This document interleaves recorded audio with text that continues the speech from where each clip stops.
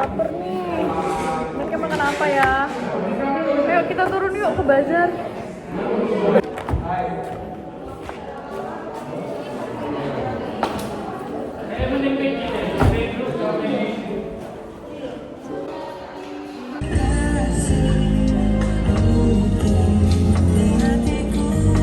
Halo kak, aku mau ininya berapa? Enggak, ini non halal. Oh oke, makasih. Kakak kalau mau coba yang ini aja, ini halal kok. Ya udah kak, aku mau yang ini ya, yang isi 10. Oh oke deh kak, aku bungkusin dulu ya. Kasih lagi ya kak. Mengapa dalam beberapa agama melarang memakan babi? Berikut beberapa bukti dan alasan mengapa Kristen Protestan dan Katolik di Indonesia memperbolehkan makan babi. Sedangkan Kristen seperti Ortodoks, Ethiopia, Akar Ibrani, Advent Hari ke-7, dan United Church of God mengharamkan memakan babi.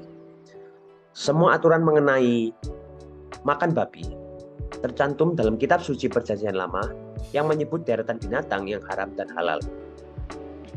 Salah satu dokumen tertua yang memuat larangan tersebut adalah Kitab Ulangan dalam Perjanjian Lama. Berikut isinya.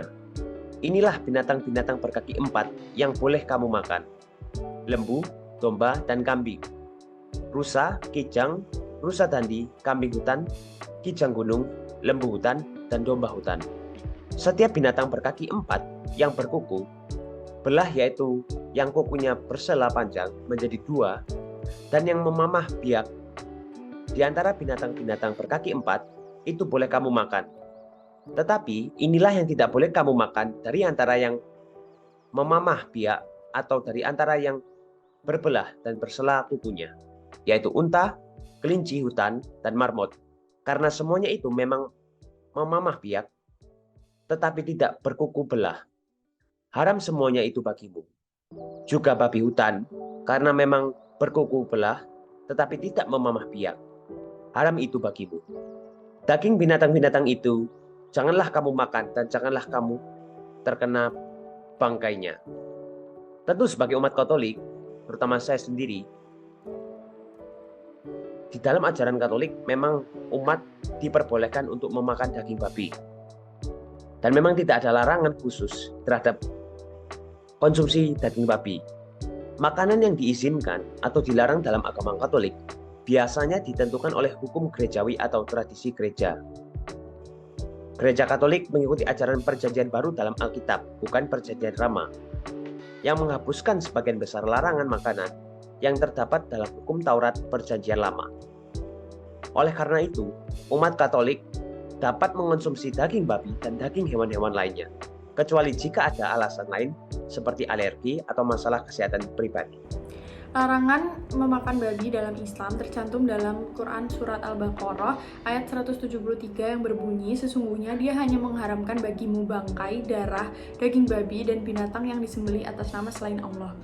Alasan hukum haramnya babi dalam Islam adalah untuk menjaga kesehatan dan kebersihan tubuh. Selain itu, hukum ini juga sebagai bentuk ibadah kepada Allah sebagai pencipta manusia dan segala isinya. Perintah untuk menghindari babi dan makanan haram lainnya di dalam Islam adalah sebagai tanda ketakwaan kita kepada Allah. Dengan mematuhi perintah ini, umat Islam diharapkan dapat menjaga kesehatan fisik dan spiritualnya, serta terhindar dari berbagai macam penyakit dan keburukan lainnya. Babi diharamkan dalam Islam karena beberapa alasan yang bersifat hukum dan kesehatan. Yang pertama, babi dianggap sebagai hewan yang tidak suci atau najis. Lalu yang kedua, babi dapat menyebabkan berbagai macam penyakit. Lalu yang ketiga, babi dikenal sebagai hewan yang rentan terhadap berbagai macam penyakit, termasuk virus dan bakteri yang dapat menular ke manusia. Lalu beberapa risiko kesehatan yang dikaitkan dengan konsumsi daging babi antara lain infeksi bakteri, virus, dan parasit, serta risiko terjadinya penyakit kardiovaskular. Babi haram dalam Alkitab, tapi mengapa orang Katolik boleh memakannya?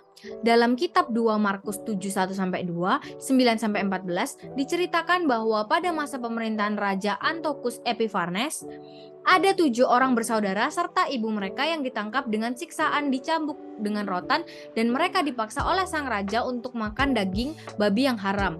Nah, menariknya setelah mendengar kalimat terakhir ini, orang kemudian bertanya, kalau begitu daging babi haram dong.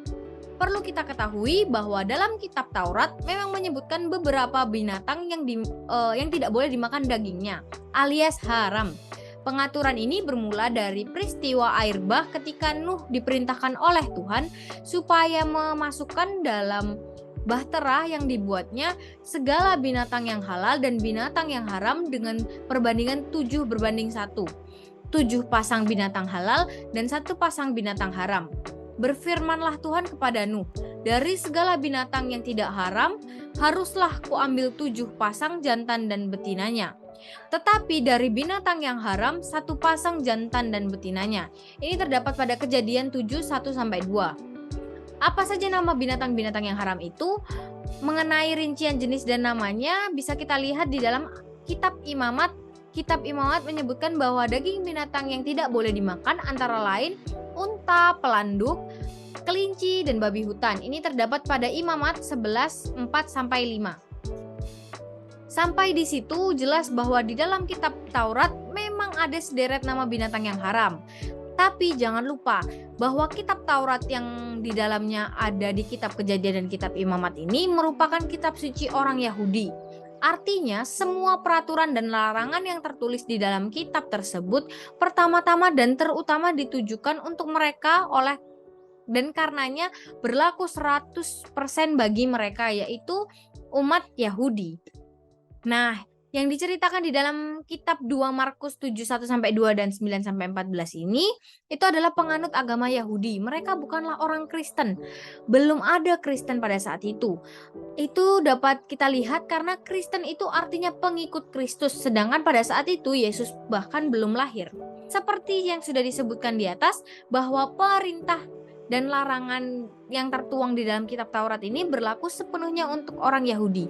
Tapi sekalipun kitab Taurat menjadi bagian dari kitab suci perjanjian lama umat Kristiani, peraturan dan larangan yang ada di dalamnya tidak semuanya berlaku untuk pengikut Kristus, yaitu terutama soal haram dan halal. Mengapa demikian? Karena Yesus sendiri mengajarkan bahwa bukan yang masuk ke dalam mulut yang menajiskan orang, melainkan yang keluar dari mulut itulah yang menajiskan seseorang. Itu terdapat pada Matius 15:11. Jadi, sebagai pengikut Kristus tidak ada larangan bagi kita untuk makan daging babi ataupun daging apapun yang sejauh kita itu suka dan itu dapat berguna bagi tubuh dan raga kita.